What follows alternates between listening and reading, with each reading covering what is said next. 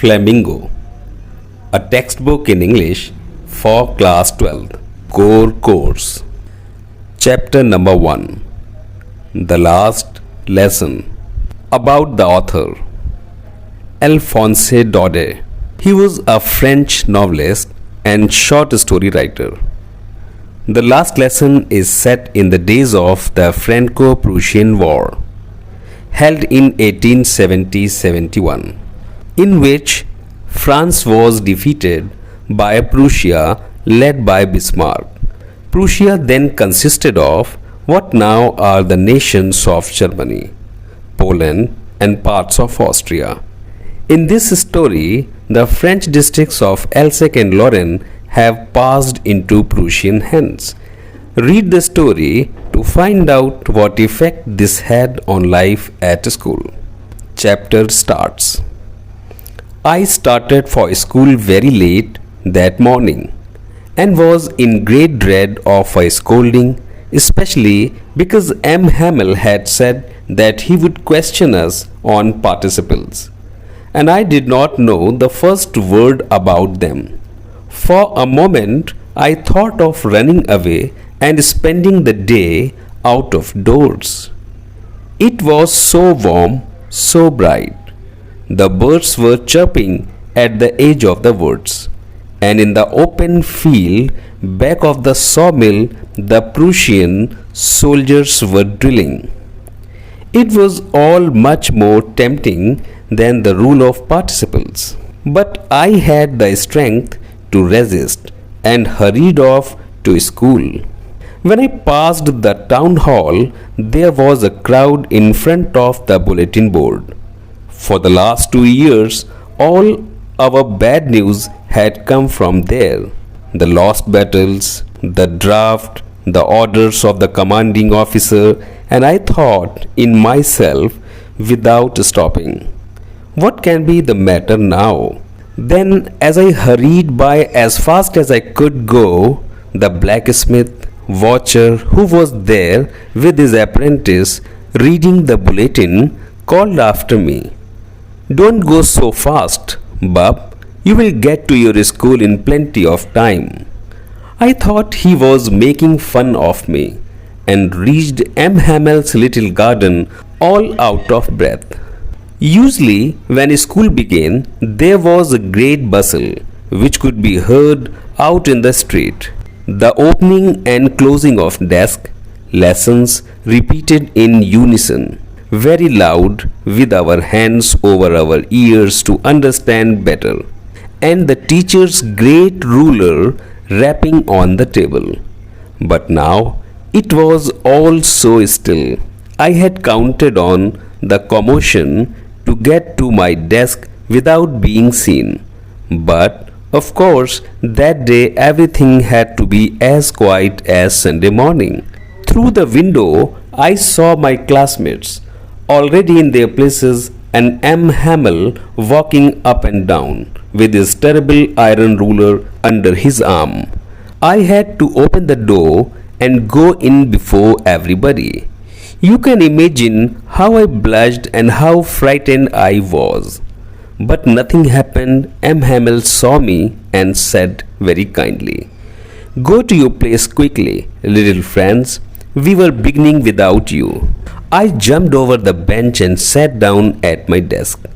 Not till then, when I had got a little over my fright, did I see that our teacher had on his beautiful green coat, his frilled shirt, and the little black silk cap, all embroidered, that he never wore except on inspection and prize days.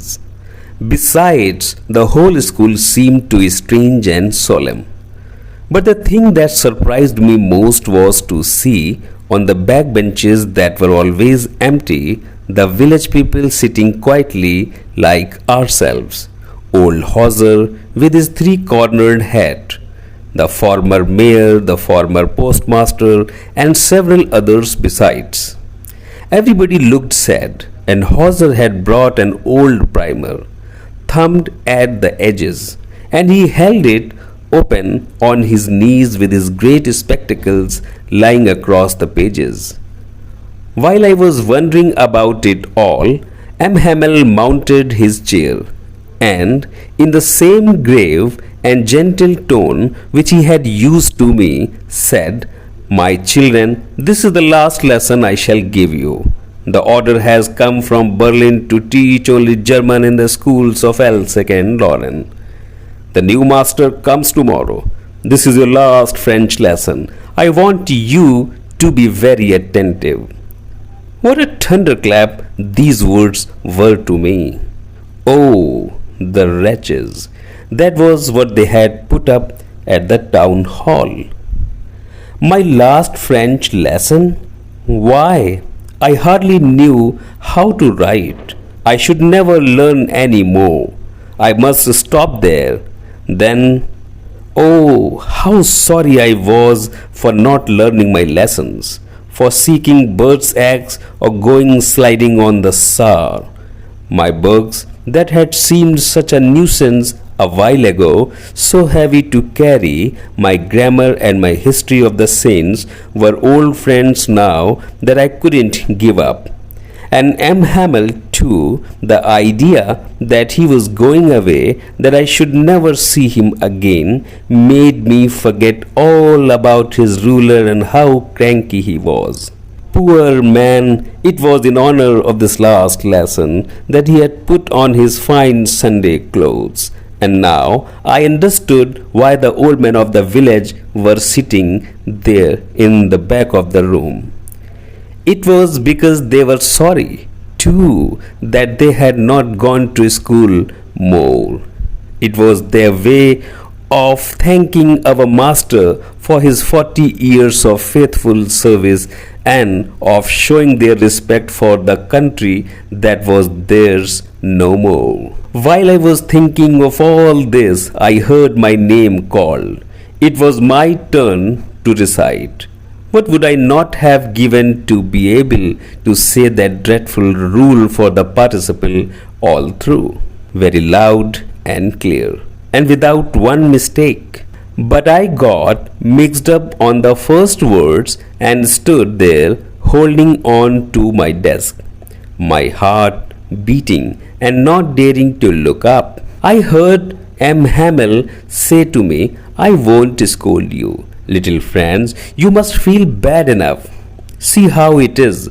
Every day we have said to ourselves, Bow, I have plenty of time, I'll learn it tomorrow, and now you see where we have come out." Oh, that's the great trouble with Elsek. She puts off learning till tomorrow. Now those fellows out there will have the right to say to you, "How is it?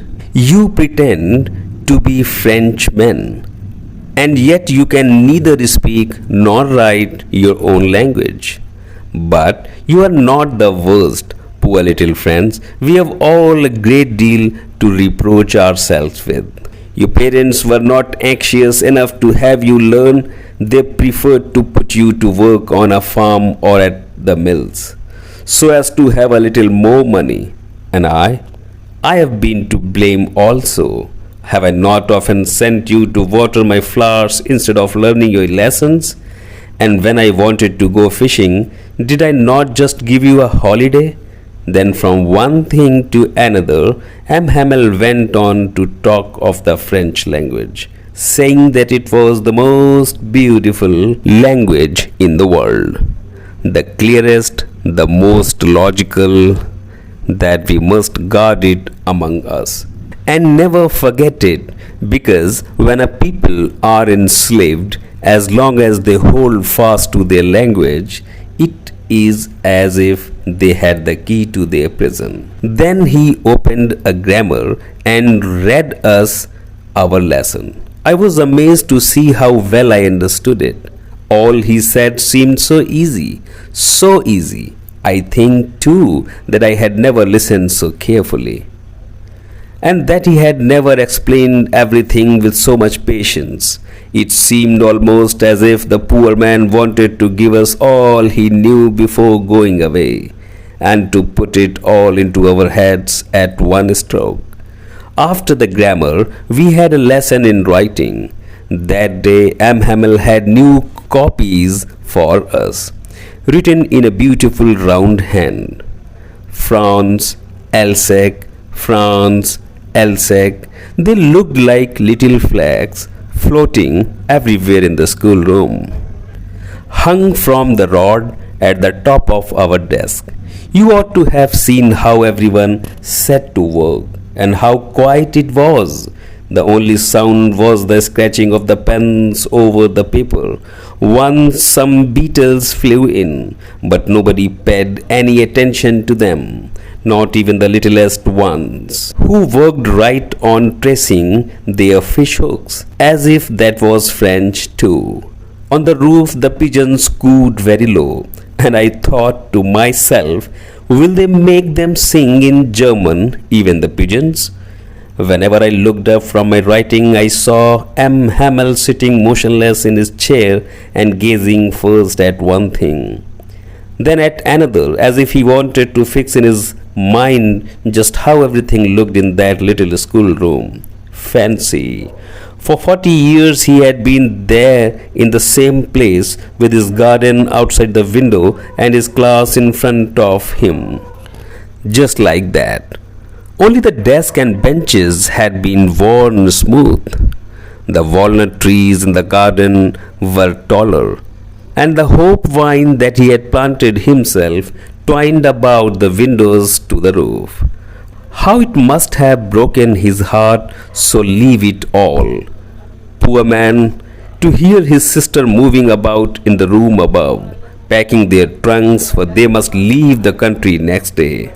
But he had the courage to hear every lesson in the very last. After the writing, we had a lesson in history, and then the babies chanted their ba, be, bee, boo, bo. Down there at the back of the room, old Hauser had put on his spectacles and, holding his primer in both hands, spelled the letters with them. You could see that he too was crying. His voice trembled with emotion, and it was so funny to hear him that he all wanted to laugh and cry. Oh, how well I remember it, that last lesson. All at once the church clock struck 12. Then the Angelus. At the same moment the trumpets of the Prussians returning from drill sounded under our windows. Hamel stood up, very pale, in his chair. I never saw him look so tall. My friends, said he, I, but something choked him. He could not go on. Then he turned to the blackboard, took a piece of chalk, and, bearing on with all his might, he wrote as large as he could, Viva la France. Then he stopped and leaned his head against the wall, and without a word he made a gesture to us with his hand. School is dismissed. You may go. Thank you.